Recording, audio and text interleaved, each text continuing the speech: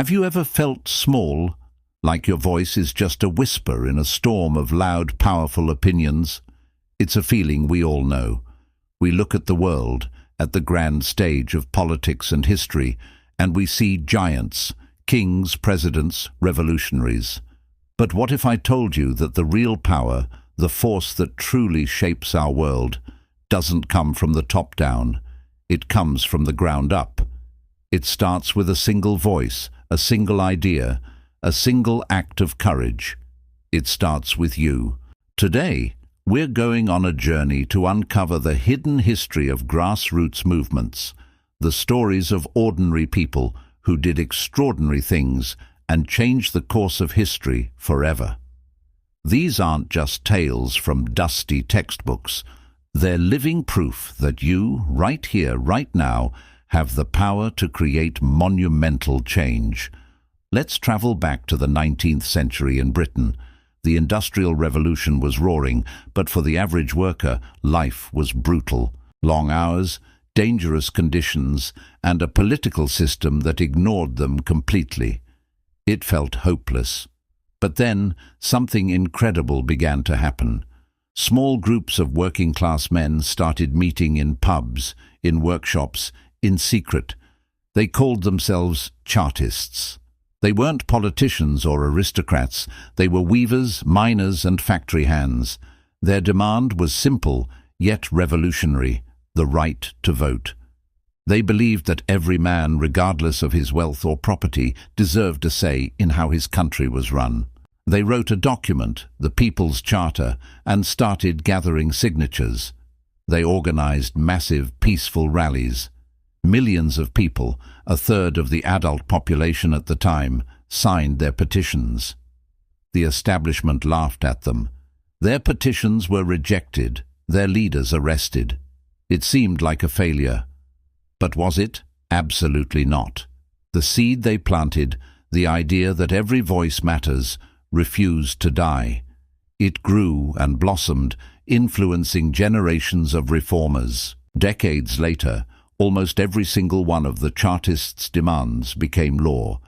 They lost the battle, but they fundamentally won the war for democracy in Britain. It all started with a few conversations, a shared sense of injustice, and the courage to demand better. They showed the world that a movement doesn't need wealth or status. It needs people. Now, let's cross the Atlantic to the United States in the 1950s and 60s. Imagine living under the oppressive weight of racial segregation. Imagine being told where you can sit, where you can drink, where you can live, all because of the color of your skin. This was the reality for millions of African Americans. The system of Jim Crow seemed unbreakable, enforced by law and violence.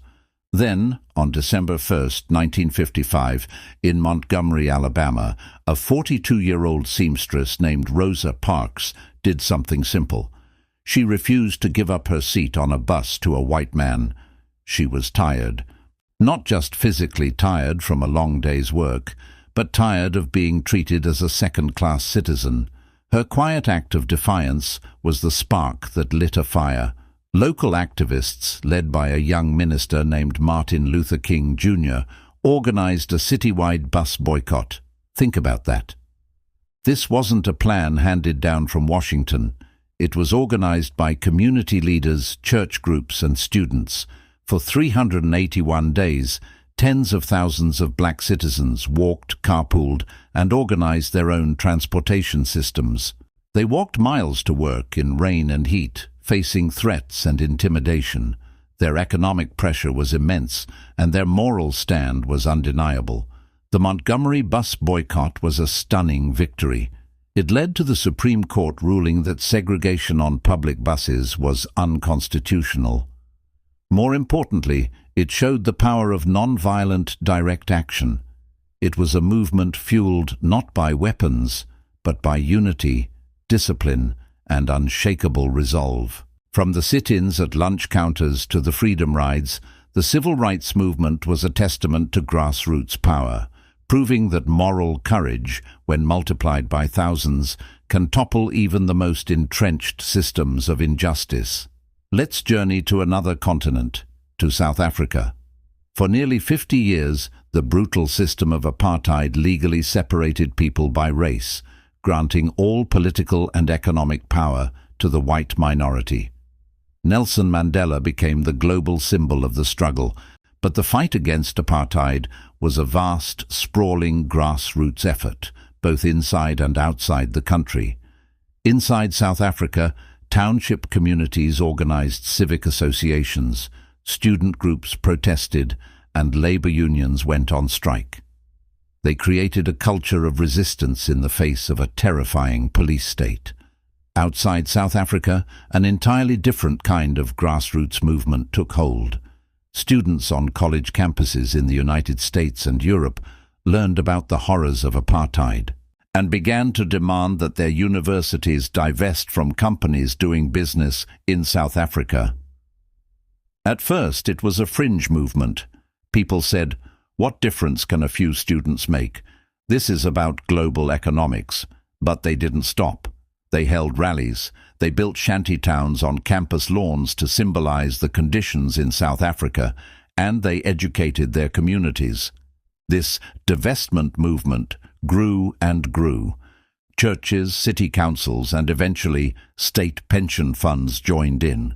The pressure became immense. It created a global economic and moral blockade around the apartheid regime. This international grassroots pressure, combined with the relentless resistance within South Africa, made the system unsustainable. In 1990, Nelson Mandela was freed, and 4 years later, he was elected president in the country's first truly democratic election.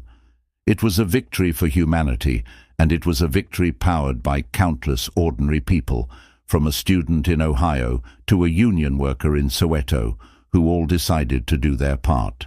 These stories, the Chartists, the civil rights activists, the anti-apartheid fighters, are not just inspiring anecdotes. They are a blueprint. They show us the universal pattern of grassroots change. It starts with a shared problem.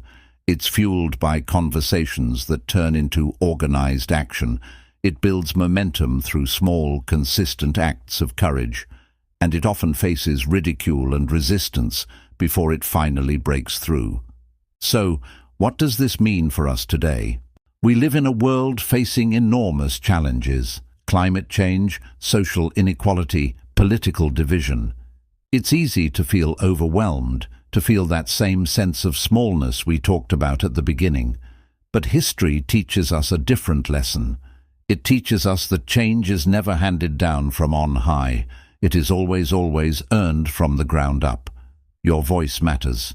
That conversation you have with a friend, that local meeting you attend, that cause you choose to support, that small act of standing up for what is right in your daily life. These are not small things. They are the seeds of transformation. They are the modern-day equivalent of signing a charter, boycotting a bus, or demanding divestment. The most powerful political force on earth is not an army or a government. It is an organized, committed group of citizens. You are the heir to this legacy of grassroots power. The next chapter of this incredible story is not yet written, and the pen is in your hands. So, ask yourself, what injustice are you tired of? What better world can you imagine? Find others who share your vision, start the conversation, and take that first small step. You might just be surprised how powerful a whisper can become when joined by millions of others. Thank you so much for joining me on this journey today. If these stories moved you, please hit that like button and subscribe for more content that empowers and inspires. And share this video with someone who needs to hear that their voice matters. Let's keep the conversation going in the comments below. Until next time, stay curious and stay engaged.